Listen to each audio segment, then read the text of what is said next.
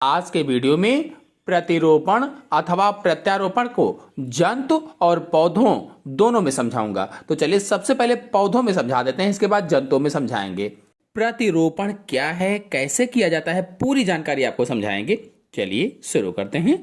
तो धान, टमाटर, बैंगन और पत्ता गोभी जैसी कुछ फसलों के लिए बीजों को पहले नर्सरी में बोया जाता है। चाहे वो धान हो, चाहे वो टमाटर हो, चाहे बैंगन हो, पत्ता गोभी हो, या इसी तरीके की कुछ अन्य जो फसलें होती हैं, तो क्या किया जाता है कि इन फसलों के जो बीज होते हैं, बीजों को पहले मिट्टी में बोते हैं या नर्सरी में बोया जाता है। जैसा कि आपको चित्र में दिख भी रहा है, यहाँ पर इन्हें नन्हे नन्हे पौधों के रूप में विकसित होने दिया जाता है। जैसे धान वाला हम दिखा रहे हैं आपको, तो छोटे छोटे पौधों के रूप में विकसित होने दिया जाता है। जैसे ये धान की नर्सरी देखिए तैयार हो गई है। पहले धान बोया गया था, फिर छोटे छोटे पौधों के रूप में विकसित हो गया है, और यही नन्हे पौधे नवोद्भिद कहलाते हैं। नवोद्भिद क्या होता है? जब उसमें पत्तियां वगैरह, फूल वगैरह ना बने हों तो उसे नवोद्भिद कहते हैं। तो यही नन्हे पौधे क्या कहलाते हैं? नवोद्भिद कहलाते हैं। इसके बाद स्वस्थ व सुविकसित पौधों को नर्सरी से ले जाकर मुख्य खेतों में रोप दिया जाता है।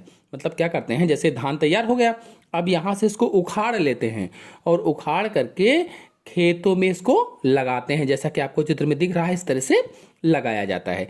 मतलब एक जगह जहाँ पर नर्सरी थी, वहाँ से उसको ले लिया, उखाड़ लिया, खोद लिया, और फिर वहाँ से ले जा करके अलग उसको लगा दिया।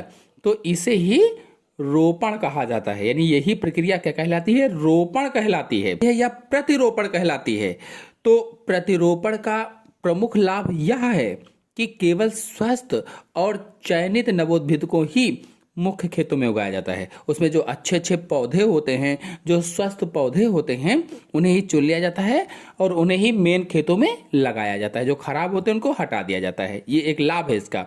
इन नवोद्भिदों से फसल की जो उपज होती है वो अच्छी होती है।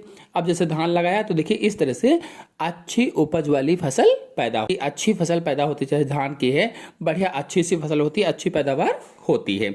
आपको बता दें कि प्रतिरोपण के दौरान कौन कौन सी सावधानी बरतनी चाहिए। तो केवल स्वस्थ और प्रमाणित बीजों को ही बोना चाहिए। जो स्वस्थ बीज हैं ऐसे बीजों को ही बोया जाए, जो प्रमाणित बीज हैं ऐसे बीजों को ही बोया जाए। बीजों और नवोद्भिदों को एक दूसरे के बहुत पास पास नहीं बोना चाहिए। अगर नवोद्भिद आप लगा रहे हैं, प्रतिरोपित कर रहे हैं, थोड़ा दूरी पर रोपित करें। बीजों को बो रहे हैं तो बिल्कुल पास पास ना बोएं, थोड़ा सा दूरी रहेगी तो स्वस्थ रहेंगे। अन्यथा उन्हें पर्याप्त सूरज की रोशनी नहीं मिलेगी, जल नहीं मिलेगा पर्याप्त रूप से, और पोषक तत्व तो नहीं मिल पाएंगे। तो इन चीजों का ध्यान रखेंगे।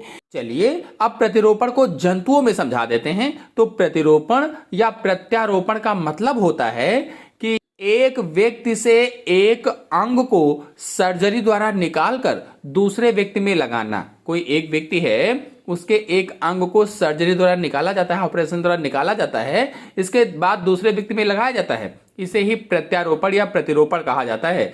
प्रतिरोपण अथवा प्रत्यारोपण की आवश्यकता तब पड़ती है जब इसे ग्रहण करने वाले व्यक्ति का वह अंग काम नहीं करता या किसी चोट या किसी बीमारी के कारण क्षतिग्रस्त हो जाता है, तो दूसरा अंग लगाना पड़ता है। तो कुल मिलाकर कहा जाए तो जंतुओं में या मानव में प्रतिरोपण का अर्थ है कि एक शल्य चिकित्सा या ऑपरेशन प्रक्रिया जिसमें ऊतक या अंग को किसी व्यक्ति के शरीर के एक क्षेत्र से निकालकर दूसरे क्षेत्र में रोपित किया जाता है, लगाया जाता है, या फिर कह लीजिए कि एक व्यक्ति से दूसरे व्यक्ति में स्थानांतरित किया जाता है, या फिर कह लीजिए कि दाता से प्राप्तकर्ता को दिया जाता है, लगाया जाता है। तो इसे ही प्रतिरोपण या प्रत्यारोपण कहा जाता है। तो आशा है आपको जंतुओं और पौधों दोनों में प्रतिरोपण अथवा प्रत्यारोपण अच्छी तरह से समझ में आ गया होगा। समझ में आ गया हो तो वीडियो को लाइक और शेयर कीजिए।